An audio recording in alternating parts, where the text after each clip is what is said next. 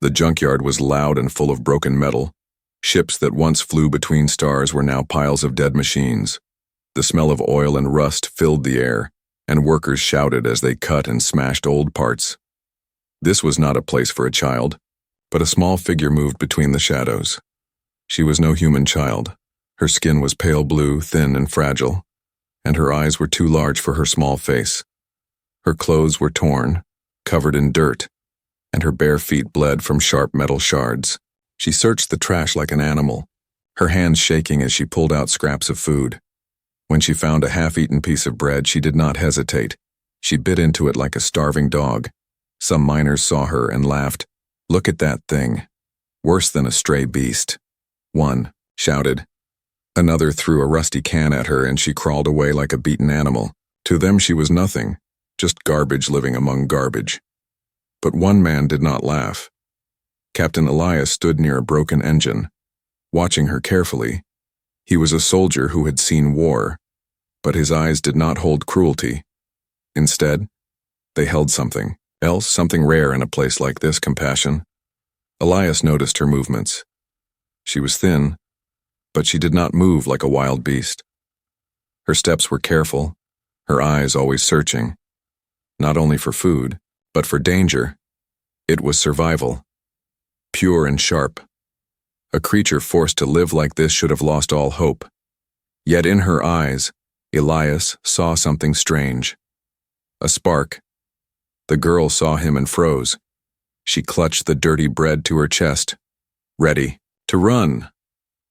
Her body trembled, expecting another stone, another cruel laugh.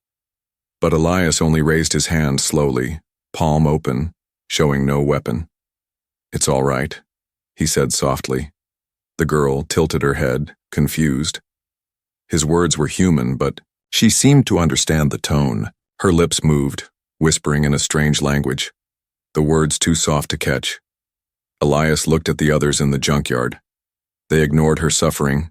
They mocked her pain. To them she was worthless. But to him, she was different.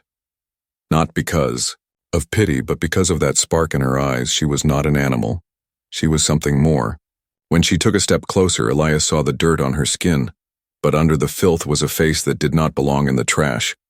Her eyes were not empty, they were proud, though hidden under fear. In that moment, Elias felt something heavy in his chest. This was not just a starving alien girl. This was a child with a secret, a child with a past. A loud crash broke the silence. Guards entered the junkyard, their boots clanging against the metal ground. "Where is she?" one shouted. The little girl gasped and tried to hide, but Elias stepped forward.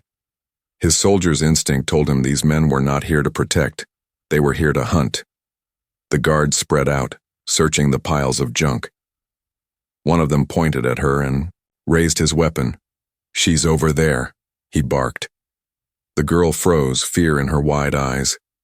She looked like a cornered animal, ready to be dragged away, but Elias moved first.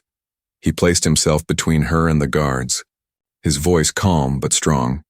"She's just a child," he said. The guards sneered. "Not your problem, Captain. Step aside." Elias did not move.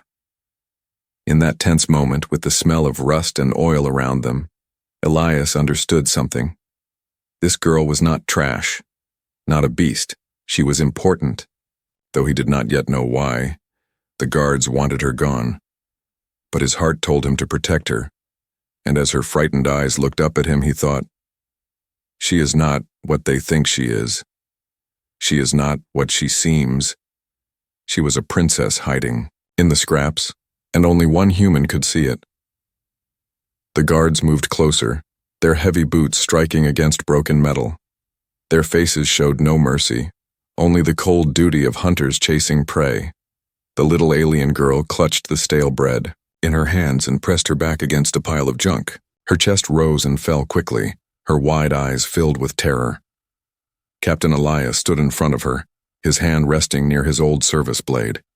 He was outnumbered, 3 against 1, and he knew these guards were not here to ask questions. They wanted the girl, and once they had her, she would never be seen again. "She is nothing," one guard spat. "She is a thief, a stray, better off gone." But Elias shook his head slowly. "No child deserves to be hunted like an animal," he said, his voice calm but sharp. The guards laughed, but their laughter was cruel. "You don't know what she is," another hissed. "She is dangerous." Elias narrowed his eyes, but his hand did not leave his blade. "Dangerous," he repeated. "She is just a child." The girl tugged at his sleeve, whispering in her broken tongue. The words were soft, almost like a plea. Though Elias could not understand, he felt her fear like a weight on his chest. It was the fear of someone who had been hunted before, someone who had run too many times. The first guard raised his weapon. Ready to strike, Elias moved like a soldier again, quick and precise. His blade flashed. Knocking the weapon aside, metal clanged against the ground, sparks flew, and the guards cursed in anger. The junkyard filled with noise, boots kicking against metal, shouts echoing in the air. Workers turned to watch, but none dared to interfere. They had seen fights before, but this one was different. This was not about scraps or stolen parts. This was about survival. Elias fought with skill, but he was careful. He struck to disarm, not to kill. The guards stumbled back, surprised at his strength. The girl, still pressed against the wall of junk, stared at him with wide eyes. For the first time, she did not look like prey. She looked like she had found hope. "Run," Elias told her sharply, but she shook her head, trembling. Her thin hands clung to his sleeve, refusing to let go.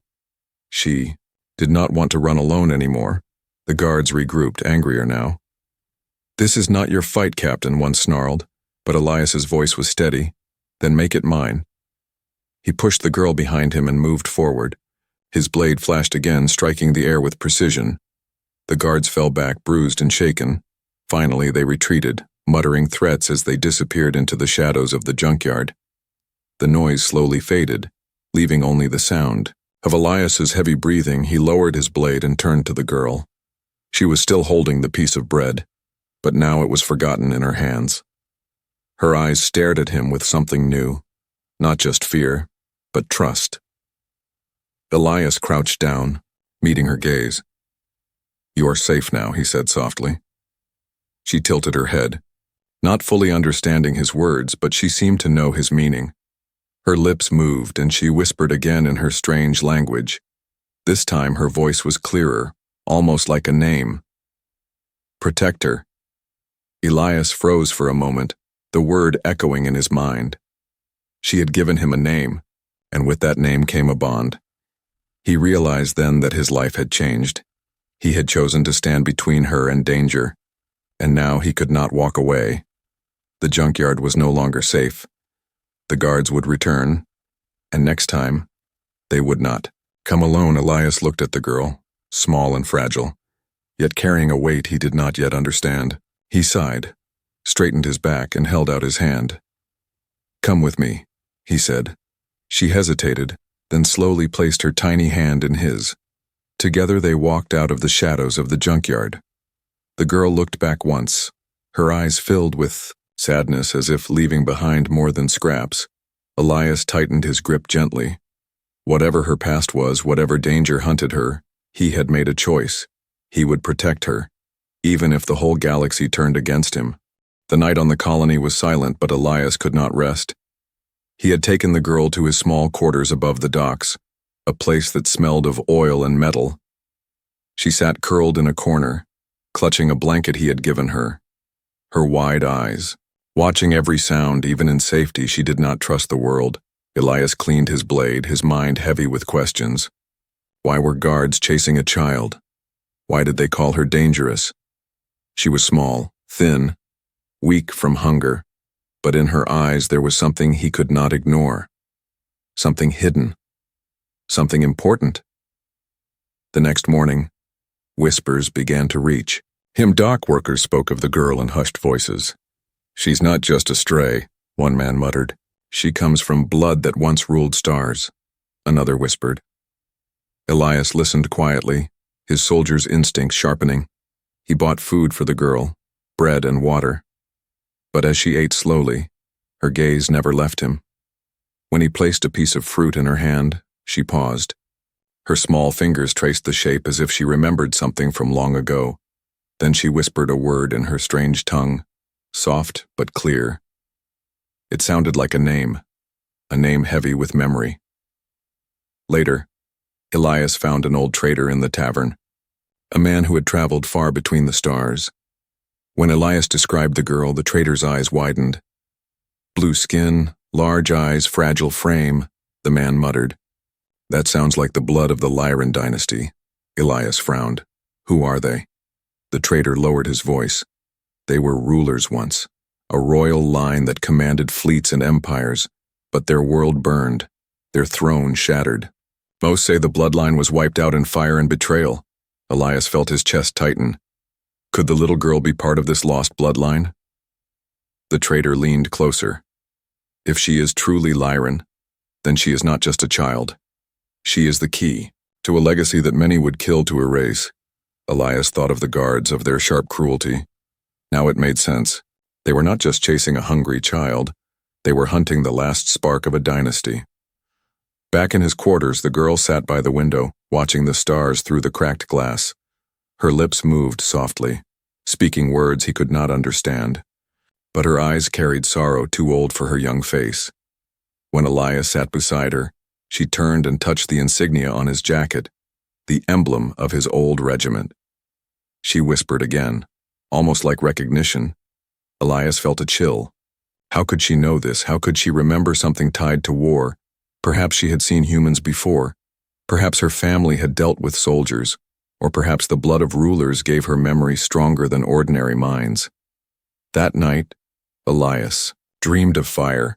He saw a throne room in flames, alien soldiers cut down, a child carried away screaming. When he woke, sweat ran down his face and the girl was staring at him. Her eyes glowed faintly in the dark, not bright, but enough to make his heart pound. He understood then that she was more than just a lost child. She was connected to something far greater, a hidden bloodline that once commanded galaxies, a secret that powerful enemies wanted buried forever. Elias looked at her and whispered to himself, "You are not trash. You are not a beast. You are a princess in hiding." The girl tilted her head as if she sensed his words. She reached out, her hand small and trembling, and he took it gently.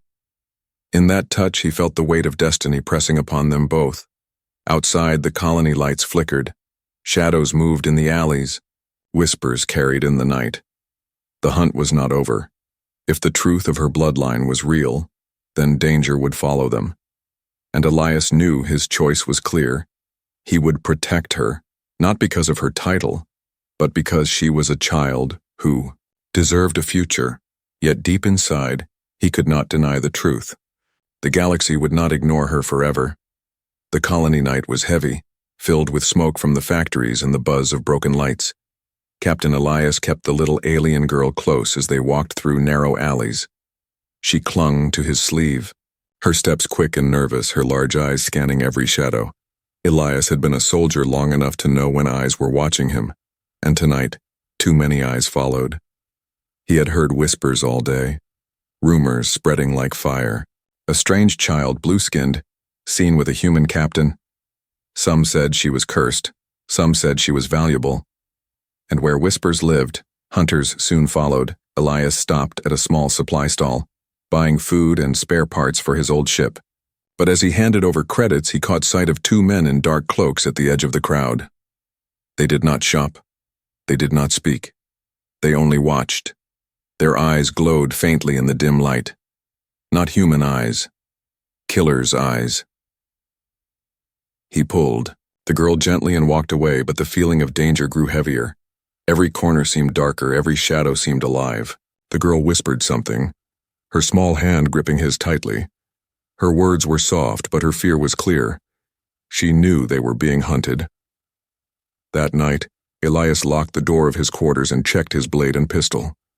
The girl sat silently, hugging the blanket, her eyes fixed on the window.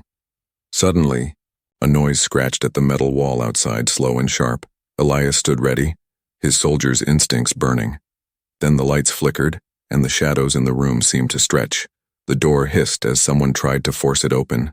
Elias raised his weapon, his breath steady. The girl whimpered softly, but before he could speak, the door burst inward. Figures cloaked in black stormed inside, their movements quick and silent. Assassins. The first one lunged, blade flashing. Elias met him head-on, their weapons clashing with sparks. The small room filled with noise, shouts, and the hiss of steel. The girl pressed against the wall, eyes wide, but something strange flickered around her hands. A faint glow like pale fire. Elias struck down one attacker with the hilt of his blade, sending him crashing into the wall. But more came, their eyes cold, their blades sharp. "Give us the child," one hissed, his voice dry like stone. "She does not belong to you." Elias's answer was firm. "She belongs to no one." The fight raged, metal against metal, boots slamming into the floor. Elias fought like a man with nothing to lose, his soldier training guiding every strike. But even he began to tire. The assassins moving like shadows, fast and endless. Then, in the middle of the chaos, the girl cried out. Her small hands glowed brighter, a pulse of strange energy filling the room. The lights exploded, glass shattered, and the assassins staggered back, blinded. For a heartbeat, silence fell, broken only by the sound of the girl's ragged breathing. Her glow faded, and she collapsed to her knees, trembling with exhaustion. Elias rushed to her side, shielding her with his body, blade still raised. The assassins cursed, their leader glaring at the child with fear and hatred. "She carries the old blood," he growled. "She must be erased before she awakens." Elias's heart pounded, the words striking him like a hammer. The whispers were true. The girl was part of a bloodline powerful enough to scare killers. The assassins retreated into the night, vanishing like smoke. But their words lingered, heavy in the air. Elias held the girl close, her small body shaking against him. Her secret was no longer hidden, her bloodline was known, and now greater hunters would come. He looked out the broken window, the colony streets quiet but dangerous. Shadows still moved in, the dark, and he knew this was only the beginning. The girl was not safe anywhere on this world. If he stayed, both of them would be buried under blades and whispers. He tightened his grip on her small hand and made his decision. They had to leave the colony, leave the junkyards, leave the hunters. Behind, he would take her away, far from these shadows. But even as he made the promise, he knew the truth. Shadows in the dark always follow.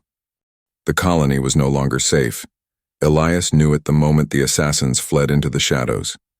The girl's secret was out, her bloodline whispered in the dark, and now the entire underworld would be hunting her. He could not wait for the next attack. He had to move. He had to escape. Before dawn, Elias prepared his old cargo ship, a vessel that had seen better years. Its hull was scratched, its engines groaned, but it could still fly. He stocked supplies, water, food, spare fuel cells, all while keeping one eye on the door. The girl followed, him quietly, her blanket draped over her shoulders, her eyes still glowing faintly from the power she had unleashed the night before. "Stay close," Elias told her, his voice low but firm. She nodded, gripping his sleeve, too afraid to let go. Every corner of the docks felt dangerous. Every worker's stare felt sharp. Whispers moved through the crowd like fire. "The captain is hiding her. She's worth a fortune. Killers are coming." They reached the docking bay, the air thick with smoke and the roar of engines. But as Elias guided the girl toward the ship, a group of armed men blocked their path. Not guards this time, but mercenaries, their armor patched and their weapons. "Ready? Hand her over, Captain," their leader sneered. "She is not yours to keep." Elias drew his blade, his voice calm but unyielding. "She is not yours to take." The mercenaries advanced, their boots striking the metal floor like drums of war. The girl clung tighter to Elias, her body trembling.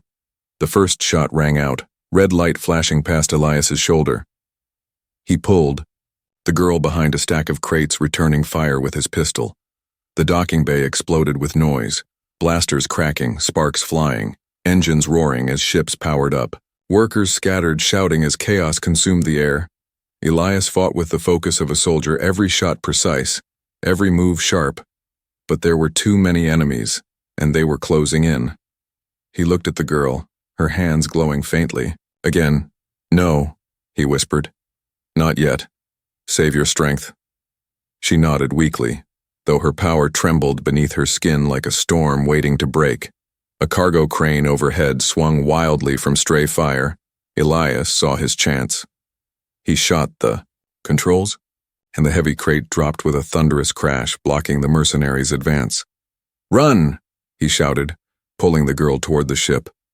They sprinted across the bay, bullets and lasers flashing around them. The girl stumbled, but Elias lifted her into his arms, pushing forward with sheer will. The ship's ramp lowered, its engines roaring to life. Elias dashed inside, slamming the controls to seal the hatch. The mercenaries fired at the ship as it rose, sparks flying from its battered hull, but the engines screamed with power, lifting them higher. Through the cockpit window, Elias saw the colony shrinking below, the lights of the docks fading into darkness. For a moment, silence filled the cabin, broken only by the girl's ragged breathing, but the escape was not over. On the radar, blips appeared, pursuit ships rising from the colony, hunters unwilling to let them go. Elias tightened his grip on the controls, his jaw hard. "This won't be easy," he muttered. The girl sat beside him, her small hand gripping the seat, her eyes watching the stars. The pursuers closed in, red fire streaking past the ship, shaking it violently. Elias swerved, the old vessel groaning as if ready to tear apart. The girl cried out, clutching her blanket, but her eyes glowed again. The ship's console flickered, systems stabilizing for a moment, almost as if her presence gave the machine strength. Elias glanced at her, stunned. Was her power reaching into the ship itself? But there was no time for answers. More fire blazed across the void, and alarms screamed in the cockpit. The escape had only begun. They were free of the colony, but not free of the hunt. And as the stars stretched before them, Elias knew the galaxy itself was now their battlefield. The girl leaned against him, whispering softly in her strange tongue. Though he did not understand the words, the meaning was clear. She trusted him, and he would not fail her.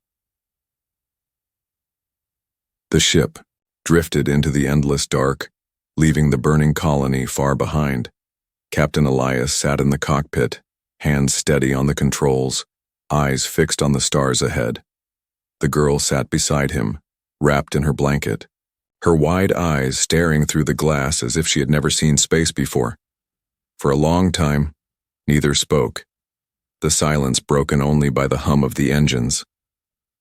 At last Elias leaned back, letting out a tired breath. "We are safe, for now," he said, his voice low. The girl tilted her head, not fully understanding his words but sensing his tone. She whispered softly in her strange tongue, a sound like music carried on broken air. Elias pointed to the stars, his finger tracing the glowing dots outside.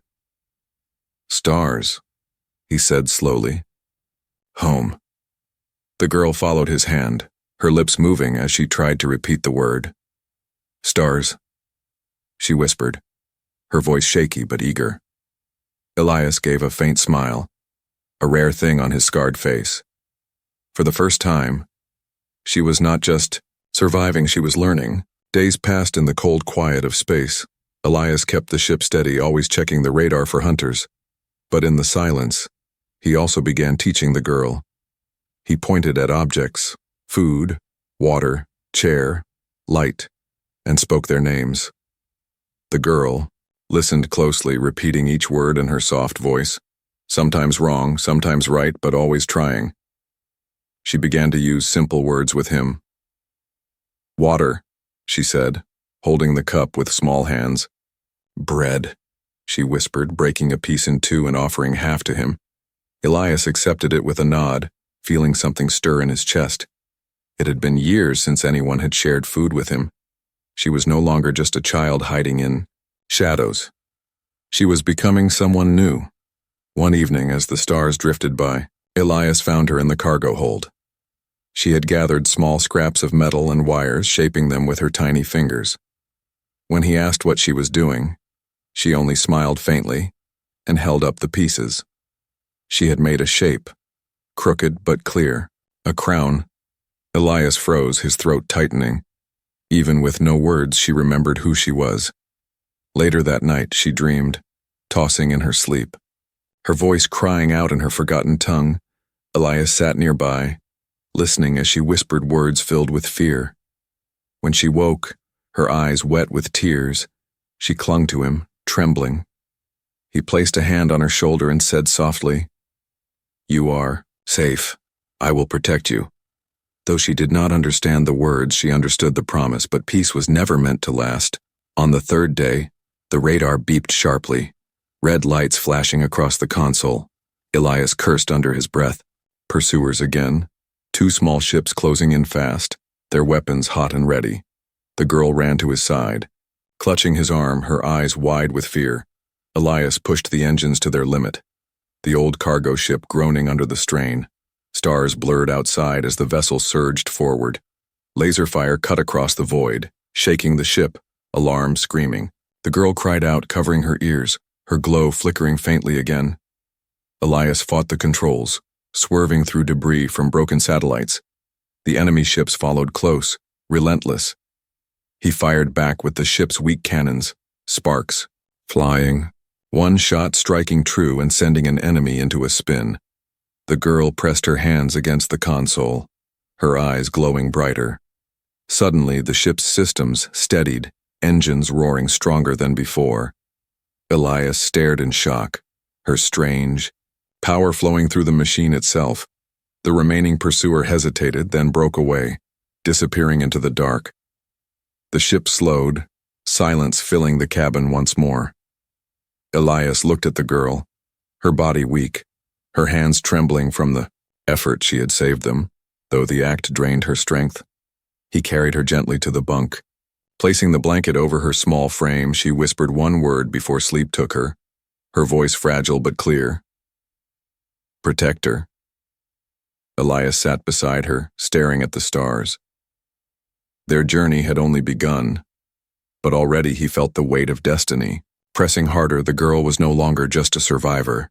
She was a spark of something greater, something dangerous and beautiful, and as long as he breathed, he would protect that spark. The ship drifted through the silent dark, far from the colony and its hunters. Captain Elias sat in the cockpit, his eyes heavy with exhaustion, but his mind sharper than ever. He thought of the girl asleep in the bunk, her strange powers, her whispers in a forgotten tongue.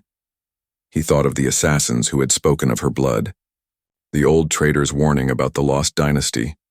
He wanted answers, and he knew the child carried them, even if she did not yet understand. When she woke, she found Elias sitting nearby, sharpening his blade with steady hands. She sat up slowly, her blanket falling around her small shoulders. Her eyes glowed faintly in the dim light like twin lanterns.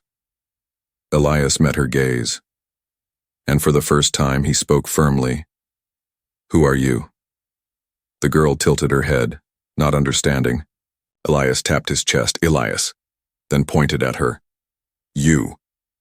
For a moment she was silent, but then her lips moved, forming a word in her alien tongue. It sounded heavy, almost royal. "Lyra," she whispered. Elias repeated the word. Softly, "Lyra."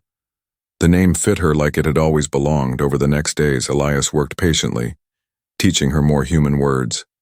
The more she learned, the more fragments of her memory began to surface. She spoke of fire, of soldiers in black armor, of a throne room filled with light. Her voice trembled, her hands clutching her blanket as if to shield herself from memories too painful to hold. Elias listened, piecing the fragments together like shards of glass. He began to see the picture. She was no ordinary child, no stray, no accident. She was Princess Lyra, last heir of the Lyran dynasty, a royal house that once commanded fleets across the stars. Her people had been slaughtered in a great betrayal, their empire broken, their worlds burned. She had been taken, hidden, abandoned in the junkyard like worthless trash. But her enemies had never stopped searching, and now they had found her again. One evening, Lyra wandered into the cargo bay. She found a piece of metal polished enough to reflect. Her face, she stared at her reflection, her large eyes wide, her small hands tracing her features. In her broken words, she whispered to Elias. "Not beast," she said. "Princess." The words struck Elias deep. He had known it already, but hearing her say it made the truth undeniable. She was not just surviving, she was remembering who she was, and with memory came danger, but also power. That night she dreamed again, her voice crying out as she slept. Elias sat close, listening, trying to catch the words. She spoke of a king and queen, her parents, of betrayal, of fire. Then suddenly her eyes opened, glowing brighter than before. She looked at him and whispered, "They come." Elias's blood ran cold. Was it a dream? Or was it something more? A warning carried through her blood. He checked the radar, but space was empty. Still, he trusted her, because her fear was real and her words carried truth. The next morning, he found her sitting in the cockpit, staring at the stars. Her small crown of wire and scrap still rested. On her head, she looked at him with a seriousness too heavy for a child. "You protect," she said, her words broken but clear. "I remember." Elias felt the weight of her gaze, the weight of her destiny. She was not just a girl anymore, not just someone he had saved from scraps. She was Princess Lyra, heir to a lost empire, carrying the power and burden of her blood, and if the galaxy knew she lived, it would burn again. Elias tightened his grip on the controls, his mind set. She was not alone anymore. He would protect her, guide her, fight for her, even if the stars themselves turned against them, because now he knew the truth. She was the last light of a fallen dynasty, and the shadows would never stop hunting her. The old ship drifted into the quiet belt of forgotten stations. Captain Elias knew of a place hidden from maps, a refuge where humans who refused alien rule lived in secret. It was a settlement built from scrap and stolen parts, floating in the dark like a broken crown. Here, human spirit burned bright, but trust was rare. When Elias landed, guards with patched armor surrounded the ramp, their weapons steady. They did not salute. They did not welcome. They only watched with suspicion. Humans had been betrayed too many times, and every stranger was a risk. Elias stepped down first, keeping Lyra close behind him. The girl held his sleeve tightly, her eyes scanning the unfamiliar faces. "Captain Elias," a woman's voice called. From the crowd stepped Commander Marin, tall, scarred, and sharp-eyed. She had fought beside Elias long ago, in battles where human blood was spilled for freedom. Her gaze dropped to Lyra, and her brow tightened. "You bring trouble." "Elias," she said coldly. "She is a child." Elias answered firmly. Marin shook her head. "No child glows with power. No child is hunted by assassins." The crowd murmured, whispers rising like wind, some voices fearful, others greedy. "Is she valuable? Is she dangerous?" Elias placed his hand on his blade, his voice steady. "She is under my protection." Marin led them inside the station. Its halls dim and rough, built from the bones of dead ships. Humans lived here free, but barely surviving. Food was scarce, supplies thinner, yet their pride burned strong. They were a people who had refused to kneel, even when beaten. Elias respected them, but he also knew pride made them cautious, and cautious men could be cruel. Lyra sat quietly as the council gathered, a circle of worn faces hardened by years of struggle. Elias told them of the colony, of the assassins, of the girl's power. When he finished, silence filled the room, heavy as stone. Finally, an old man spoke, his voice rough. "She is not our burden," he said. Another added sharply, "She will bring the Empire's fire upon us all." Elias stood tall, his voice cutting through the fear. "She is not our burden, she is our chance." The council shifted uneasily, but his words struck deep. Humans had always fought for scraps, always survived in shadows. But with Lyra, perhaps they could be more. Lyra lifted her head then, her large eyes glowing faintly. She spoke in broken, human words, her voice soft but strong. "Not beast, not curse, princess." The room grew silent, every eye fixed on her. Though her words were few, they carried the weight of truth. Marin studied her for a long moment, then turned to Elias. "Do you believe she is what she claims?" Elias's voice was firm. "I believe she is worth fighting for." Marin's jaw tightened. but she gave a slow nod. Then we fight, if it comes to that. Outside the station, the stars shimmered. But danger was already moving closer. Enemy scouts had caught their trail, and ships of the alien empire drifted silently in pursuit. The hunters had not given up, and soon the humans would face fire. That night, as Lyra slept in a small cot, Elias stood watch. Maren joined him, her voice low. "You always carried heavy burdens, Elias, but this one may crush you." Elias did not look away from the stars. "Then let it crush me, but not her." In the darkness, a small hand reached out from the cot. Lyra, half asleep, found his arm and held it. Even in dreams, she clung to him. Elias felt the weight of her trust heavier than any chain, and he swore again, not to the council, not to the station, but to her alone, he would protect her no matter the cost. The human enclave had chosen to stand, but the Empire's shadow was stretching across the stars, and soon, both man and child would be tested not by hunger, not by whispers, but by war. The human enclave floated in silence, its broken halls and rusted towers hidden deep in the belt of dead stations. For a few days the people felt safe, whispering that perhaps the hunters had lost their trail. But Captain Elias did not believe. In peace, not when shadows stretched so far. He sharpened his blade each night, and Lyra slept with her small hand gripping his sleeve. The quiet before war was always the most dangerous. One evening, alarms echoed through the station. Sharp and merciless red lights flashed along the walls, and the sound of engines filled the air. Maren's voice boomed over the speakers. "Enemy ships incoming, all fighters to your posts." The enclave erupted into motion, men and women rushing to old ships patched with scavenged parts. This was not a drill. This was war. Elias pulled Lyra close, guiding her toward the ship. Her eyes glowed faintly. Fear and determination mixed inside them. She whispered his name, broken but clear. "Protector." He squeezed her hand. "Stay. With me no matter what." The docking bay shook as blasts struck the outer walls. The Empire's warships appeared like predators, their black hulls sharp against the stars, sleek, powerful, armed with weapons that could burn a city to ash. They moved in formation, disciplined and deadly. The Enclave had courage, but courage alone was small against such fire. Elias launched his battered cargo ship, weaving between fighters as they took to the void. The stars filled with chaos, red fire streaking across the black, ships exploding in bursts of light. Human pilots fought with fury, their patched vessels darting like wolves snapping at giants. They used every trick, every hidden cannon, every ounce of defiance. But the Empire's fleet pressed harder, slow and relentless. Inside the cockpit, Lyra clung to the seat, her small body shaking as the ship rocked. Elias fired the cannons, striking an enemy craft and sending it spinning into debris.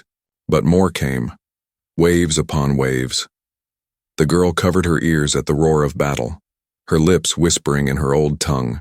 Her eyes glowed brighter, faint sparks running along the controls. Elias noticed the system stabilize again, as if the ship itself drank from her power. "Not now," he whispered. "Save yourself." But Lyra shook her head, her voice trembling but strong. "Help," she said. "Protect." Then she pressed her hands to the console, and the old ship roared with sudden strength. The cannons fired faster, sharper, each shot striking with impossible accuracy. Enemy ships reeled, pulled into chaos. Maren's fighters pushed harder, the humans shouting with renewed courage. "Keep firing," Elias growled, guiding the ship into the heart of the storm. But the Empire was not done. From the flagship, a massive beam of fire cut across the stars. It struck the station itself, tearing through its hull, explosions lighting the sky. The Enclave shuddered, pieces breaking away, families screaming as air fled into the void. Elias's heart twisted, but he could not stop. He had to fight. He had to keep Lyra alive, the girls. Glow spread through the cockpit, her small voice rising like a song. The ship moved faster, stronger, beyond what rusty engines should allow. Elias struck at the flagship, his shots tearing through its shields. The enemy's formation broke for a moment, fear rippling through. their ranks, yet even with victory close, the danger grew. Lyra collapsed suddenly, the glow fading from her body. Her strength drained, her face pale, her small chest rising and falling weakly. Elias caught her, pulling her close as alarm screamed around them. "You did enough," he whispered. "Rest now." The humans pressed the attack, their spirit burning brighter than the Empire expected. But the cost was heavy, ships lost, lives scattered into the void. Still they did not kneel, they did not break, because in that moment, one human ship, carrying one fragile princess, fought like a star reborn. The battle was not finished, the enemy would return stronger. But the Empire had learned one truth tonight. Humans would not bow, and the last light of the Lyran bloodline was no longer hiding. She was rising. The station burned in the distance, pieces of metal drifting like dying stars. The human enclave had fought bravely, but their numbers were small. Captain Elias guided his ship through the wreckage, his jaw tight, his hands steady even as sorrow filled his chest. Lyra lay in the bunk, weak and pale, her glow gone, her small body shaking with exhaustion. She had saved them, but at a cost. Too heavy for a child. Marin's voice crackled over the comms, tired but strong. "We drove them back, but they will return," she said. "We cannot survive another strike, not without more power." Elias looked at Lyra, then back to the stars, his heart heavy with the truth. The girl was more than a survivor, more than a child.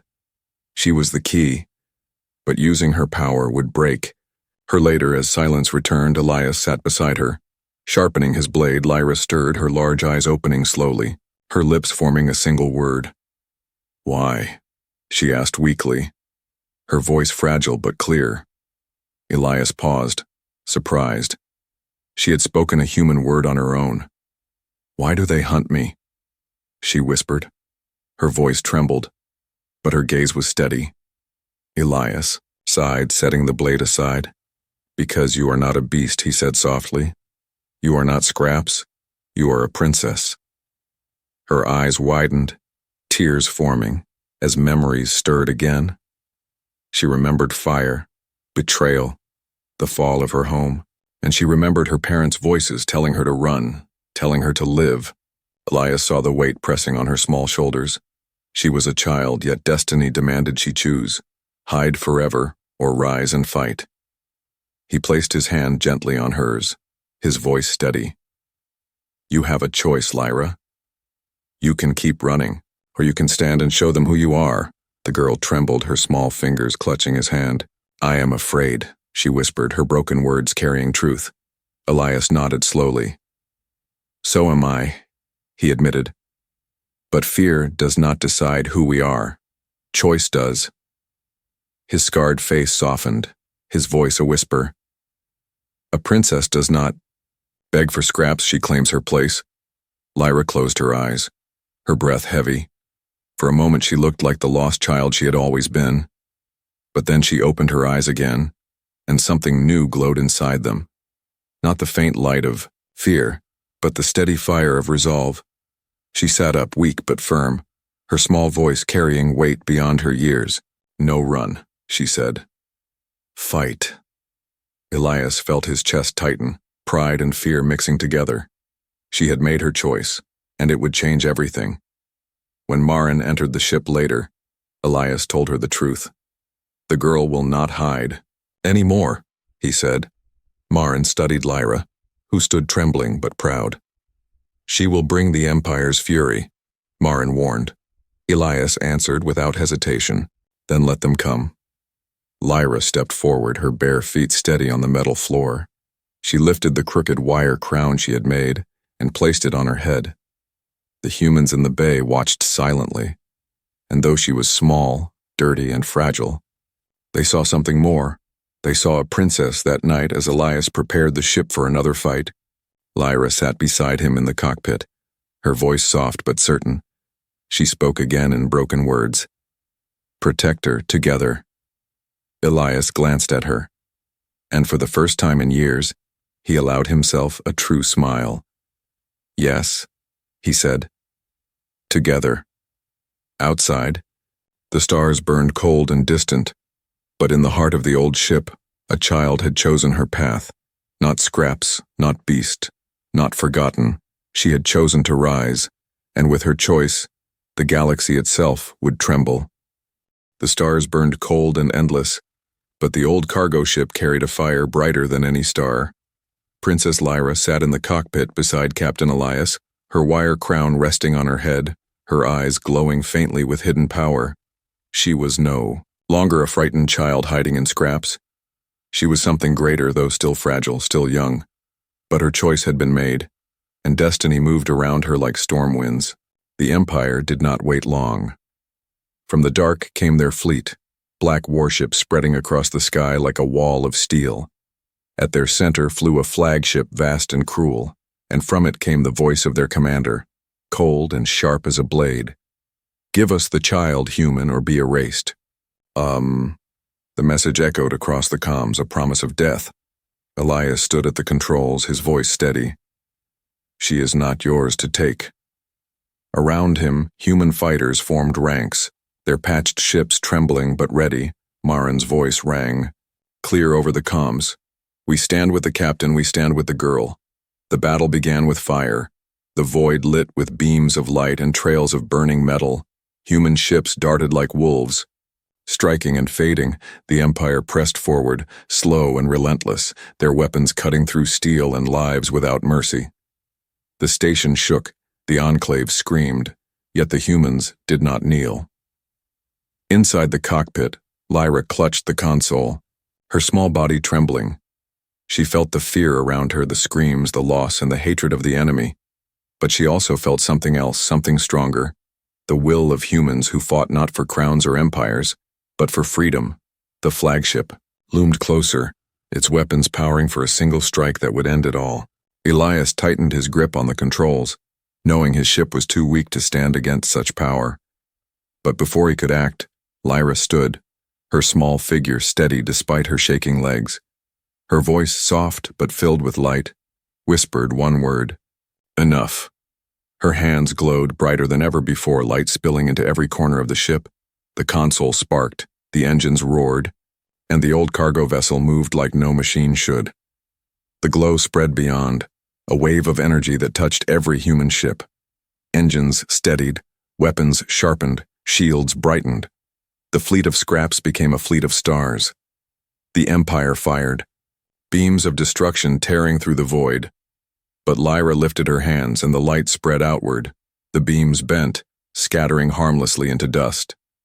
The humans gasped, their voices rising in shouts of hope. "She protects us," they cried. "The princess protects us," the Empire's commander snarled, his voice sharp with fury. "She is a curse, she must be destroyed." But his words were drowned in the roar of battle. For the humans, once fighting only to survive, now fought with the fire of belief. Elias guided the ship toward the flagship, Lyra's glow lighting their path. He could feel her power flowing through the hull, steady but not cruel. She was not burning the enemy with rage, she was lifting her people with hope. In that moment, Elias understood. She was more than a princess. She was a symbol. The flagship shook under the assault, its weapons failing, its commander shouting in fear. Lyra raised her hands once more, her voice clear. "Not beast, not scrap, not curse," she declared. "I am Lyra." The glow burst like a star and the flagship cracked, its dark hull torn apart, drifting into silence. The battle ended with silence across the void. The Empire's ships fled, their courage broken.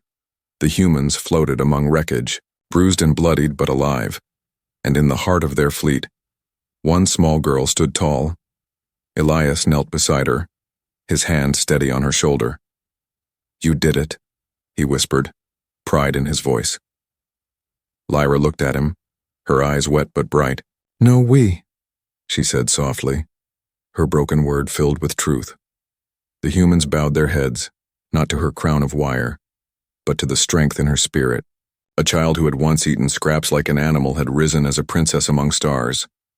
And the galaxy would remember, not the fear, not the fire, but the moment one human saw a princess instead of a beggar, and chose to stand with her.